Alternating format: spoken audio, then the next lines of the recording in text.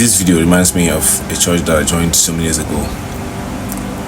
This church was very close to where I lived with my uncle in 2012. They played good music, their worship was dope and stuff. So like with time I fell in love with the church. From my uncle's place I would always hear their music, and that attracted me. So when I joined this church I discovered that a lot of things were going on there, miracles, signs and wonders. Like on Sunday like this, you will see someone that pastor will just call up someone to the altar and pray, and the person will vomit cowrie, the person would vomit a lizard, and like all manner of things. He will call your phone number even without you knowing him. Like he will just call your name, tell you where you're from, like tell you about your family.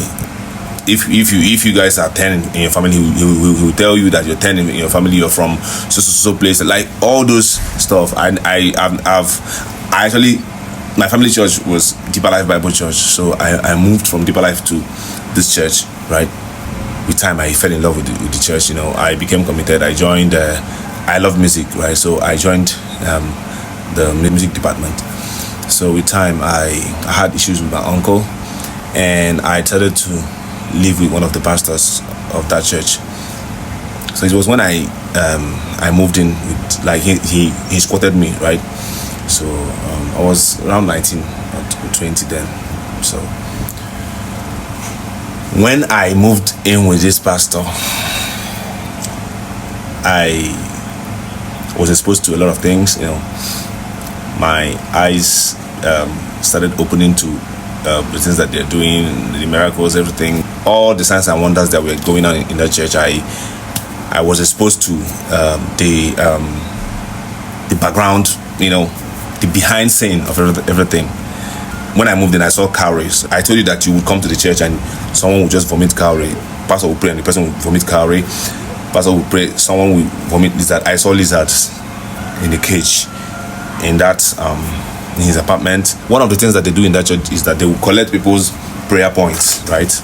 When they collect your prayer point, they will put it in a jar or in a pot and pour water inside it, and the thing will catch fire, that kind of a thing. So it was when I moved in that I saw that there's this, I don't know if it's called sulfur or something.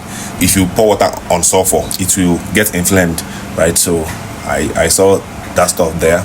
What they do is that they will put the sulfur at the bottom of the pot, and then they will put the prayer points inside.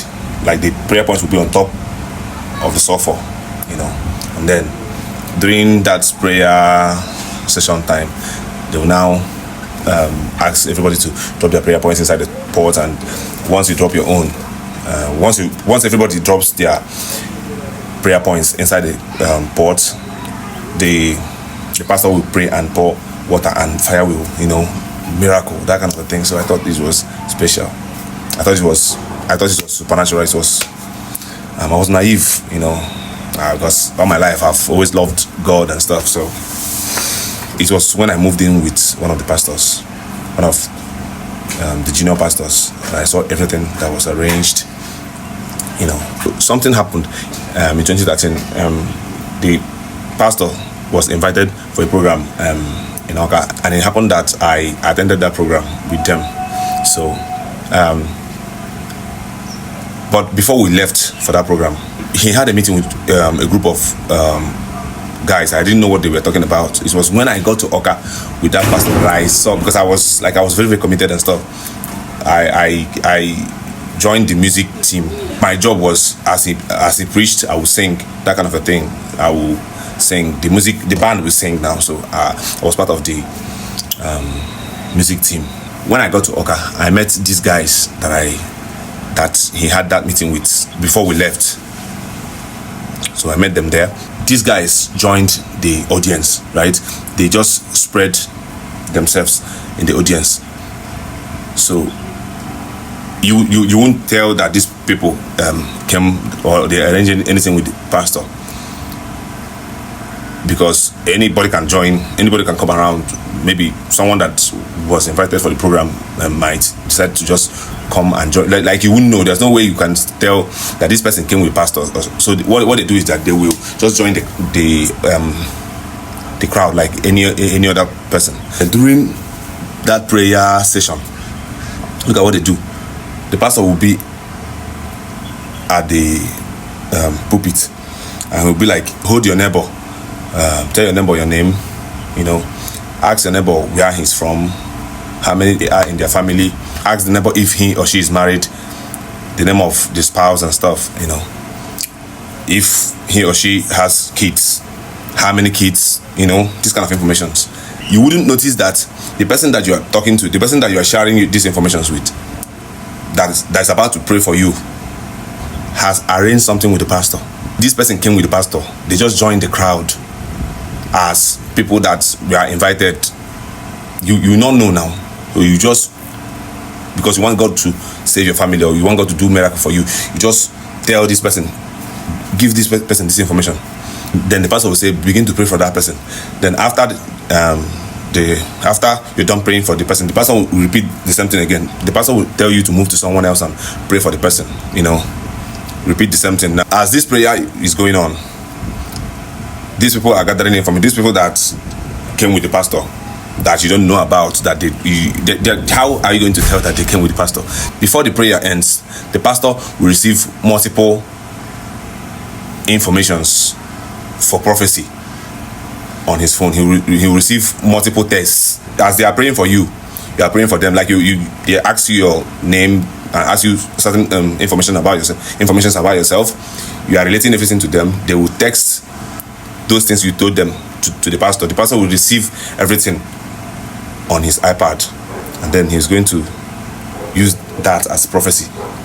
He will call your name. You'll be shocked because there's no way to know that this person that you are giving this information to, this person came with pastor.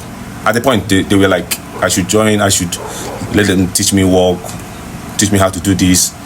I'll make a lot of money from it. So I saw this video that I just attached to this my video. I saw it on Tunde Ednot's page, and I remembered those years, So this is what they do. They will just you don't know now. For instance, my name is Miracle Omunakwe, right? And pastor will just say, Miracle Omunakwe, you are from so place, you're from Imo State, you are from Idaton, that kind of a thing, that or not. You are 10 in your family. Look at what God is saying about you. Wherever you are, rush to the stage, And I'll be like, wow, God has remembered me. Not knowing that the person that I prayed with, the person that I gave my information has he has an ulterior motive. He came with the pastor, so he's gathering my information to send to pastor, so the pastor can have something to prophesy. Like he can prophesy with fake prophecy, can use my information for fake prophecy, and because people will believe and people will come out, so see it. If it's a 3-day program, before the end of these 3 days, pastor will be raising millions, both for the pastor that invited, because all these things are arranged. They know what they are doing. Even the pastor that called him for the program knows that he's going to do. They have planned everything, right, to get money from members. So I just remembered it today, and the only thing I can say is that I love God.